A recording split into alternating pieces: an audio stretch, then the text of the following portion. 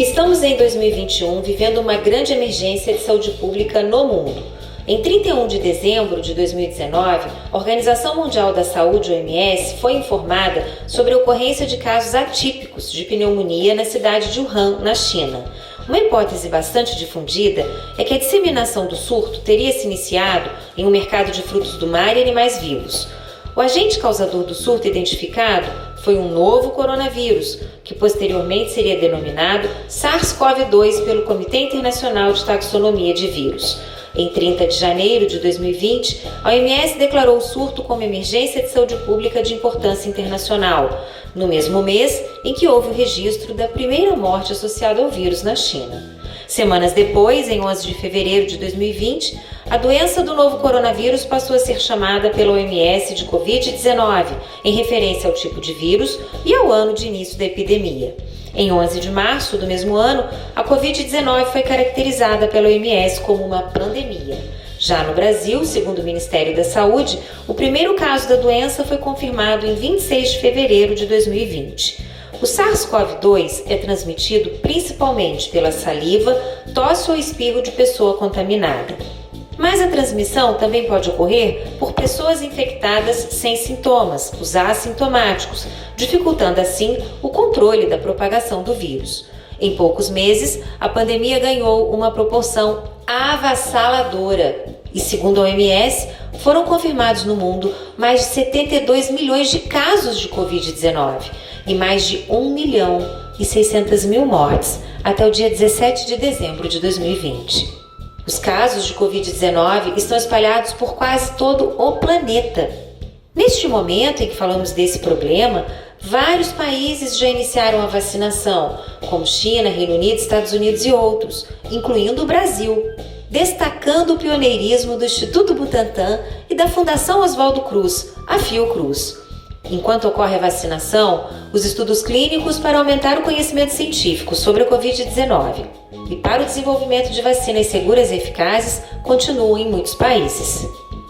Esses estudos clínicos envolvem pesquisas em seres humanos. Dentre essas pesquisas estão os chamados estudos clínicos com desafio em humanos. Esse tipo de pesquisa tem características específicas e difere dos estudos clínicos convencionais, que têm etapas bem estabelecidas, compostas pelas fases 1, 2, 3 e 4, que são esperadas no caso do desenvolvimento de uma nova vacina, por exemplo. Resumidamente, a fase 1 é a primeira fase em seres humanos, a fase 2 é aquela na qual se verifica a resposta imune em centenas de pessoas, e a fase 3 é onde se faz uma avaliação em um número bem maior, com milhares de pessoas, quando então é possível uma verificação mais detalhada sobre a eficácia da vacina. Concluída essa fase, ocorre então a disponibilização da vacina para a população, na fase 4. No caso dos estudos com desafio em humanos, eles podem ser relevantes para a condução de alguns estudos clínicos convencionais. Como descrito no documento da OMS de 2016, estudos com desafio em humanos para o desenvolvimento de vacinas, considerações regulatórias, uma possível contribuição de estudos com desafio é identificar, por exemplo, vacinas com maior potencial de eficácia, dentre algumas candidatas, para que então sejam testadas e incluídas em uma fase mais avançada em um estudo clínico convencional. É que nos estudos com desafio, um grupo de voluntários saudáveis, participantes da pesquisa, recebem a vacina e são depois intencionalmente infectados pelo vírus, em condições controladas pela equipe de pesquisa, ao invés de esperar um contágio natural, como ocorre em estudos clínicos convencionais. Em relação aos estudos com desafio em humanos associados à Covid-19, destaca-se a iniciativa One Day Sooner, ou Um Dia Mais Cedo. Liderada pelo norte-americano Josh Morrison, a iniciativa reúne voluntários saudáveis dispostos a serem infectados com o novo coronavírus, para acelerar o desenvolvimento de vacinas. Morrison, que não é um cientista, sentiu a necessidade de ampliar o impacto de uma possível vacina contra a Covid-19 para o maior número possível de pessoas e países, quando ainda não havia nenhuma vacina aprovada. Hoje, a iniciativa de Morrison conta com milhares de voluntários. Até dezembro de 2020, eram mais de 38 mil pessoas em 166 países, segundo dados do website da iniciativa. A utilização de estudos com desafio em humanos não é novidade no meio científico. Pesquisadores já usaram esse modelo na pesquisa para o desenvolvimento de vacinas contra outras doenças, como a malária, a dengue e o cólera. Porém, esse fato não torna simples uma discussão tão complexa sobre esse tipo de estudo na pandemia de Covid-19. Em julho de 2020, uma publicação na Science, um dos periódicos científicos mais respeitados no mundo, chamou a atenção para este problema. Intitulada Estudos Controversos com Desafio em Humanos para Vacinas contra a Covid-19 ganham apoio, a publicação indica que a discussão sobre questões éticas relacionadas a esses estudos está longe de terminar. Em novembro de 2020, semanas antes da oficialização da aprovação da primeira vacina no Reino Unido, uma publicação no British Medical Journal apresenta um contraponto. Enquanto Josh Morrison, um dos autores dessa publicação, exorta a sociedade a abraçar o altruísmo de indivíduos que se voluntariam para esse tipo de estudo, Charles Weigel, um bioeticista especializado no estudo da ética em estudos clínicos, considera a iniciativa perigosa e injustificada. Dentre as preocupações éticas, destacamos a avaliação dos riscos e benefícios, os critérios de inclusão de participantes e a preocupação com a proteção desses voluntários. Nesse contexto, a OMS publicou diretrizes para a condução desse tipo de estudo. Esse documento da OMS, de maio de 2020, fornece orientações para cientistas, comitês de ética em pesquisa, financiadores, formuladores de políticas e reguladores, nas deliberações sobre os estudos com desafio em humanos no combate à Covid-19. O documento lista 8 critérios éticos que devem ser considerados para a aprovação desses estudos. Na etapa de avaliações científicas e éticas, os estudos devem ter forte justificativa científica e deve-se esperar que os benefícios potenciais superem os riscos. Na etapa de consulta e coordenação, os programas de pesquisa devem ser informados por consulta e engajamento do público, bem como de especialistas e formuladores de políticas. Devem também envolver uma forte interação entre pesquisadores, financiadores, formuladores de políticas e reguladores. Sob os critérios de seleção, os estudos devem ser realizados onde a pesquisa possa ser conduzida com os mais altos padrões científicos e éticos. Tais pesquisas devem garantir que os critérios de seleção dos participantes limitem e minimizem os riscos. Na etapa de revisão e consentimento, os estudos devem ser revisados por um comitê especializado independente e devem envolver um rigoroso consentimento informado dos participantes, que chamamos de consentimento livre e esclarecido no Brasil.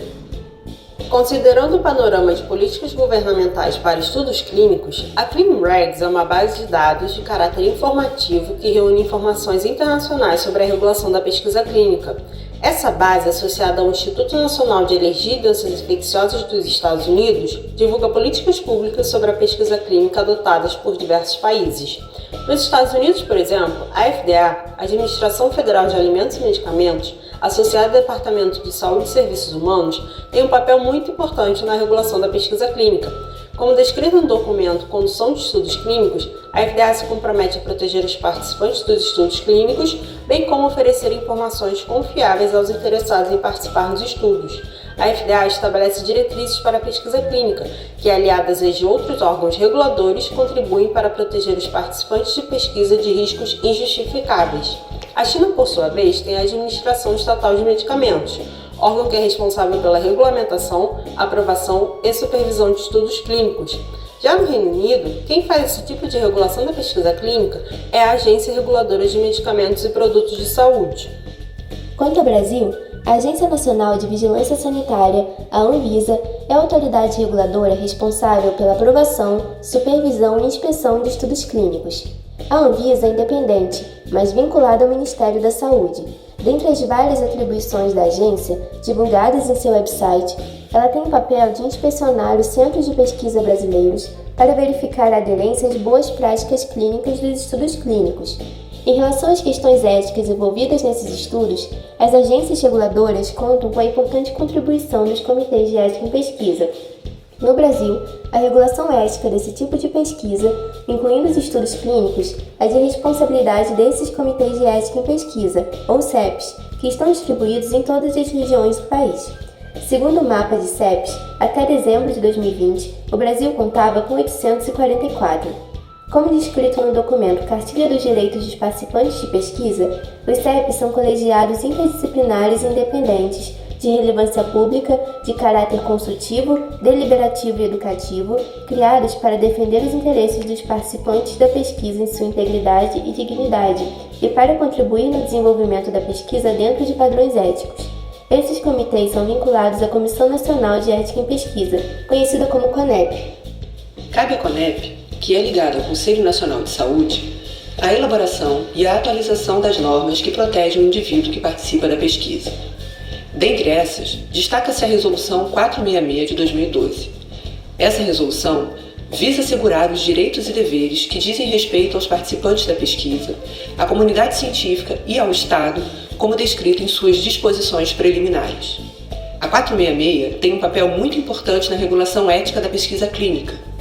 Ela estabelece que todo participante precisa ser esclarecido sobre os objetivos, os métodos, os possíveis benefícios e potenciais riscos envolvidos em sua participação. No Brasil, não é permitido qualquer tipo de pagamento aos participantes, a não ser em casos especificados na resolução.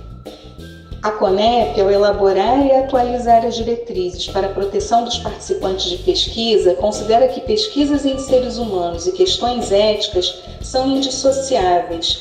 Na apreciação ética dos projetos propostos, os CEPs avaliam, por exemplo, a clareza na descrição de riscos e benefícios, tanto os conhecidos quanto os potenciais, para os seres humanos, os participantes da pesquisa. Dentre os aspectos éticos observados pelos CEPs estão aqueles relacionados à vulnerabilidade. Tanto os CEPs quanto os pesquisadores devem estar atentos para que o estudo proposto não acentue situações de vulnerabilidade para os participantes e para as comunidades envolvidas. De forma geral, na apreciação ética de projetos que pretendem envolver seres humanos na pesquisa, os CEPs têm um importante papel social. Esses comitês contribuem de forma decisiva para garantir a segurança dos participantes, com especial atenção aos direitos e à dignidade desses indivíduos. No campo da regulação ética da pesquisa em seres humanos, apesar do Brasil, por meio do sistema CEP-CONEP, apresentar características específicas, o país compartilha princípios éticos internacionais. Para o sistema CEP-CONEP, dentre as características de uma pesquisa ética em seres humanos, está a garantia de que a vontade dos participantes de pesquisa de contribuir e permanecer ou não no estudo seja manifestada de forma expressa, livre e esclarecida. Neste contexto de pandemia de Covid-19, a atenção à ética em pesquisa é crucial. No âmbito dos estudos com desafio em humanos, apesar dos benefícios indicados, o tema é ainda controverso. Na discussão internacional sobre projetos que envolvem esses estudos, a ética em pesquisa entra como grande aliada para aprofundar reflexões e influenciar decisões que são tomadas na interface ciência e sociedade.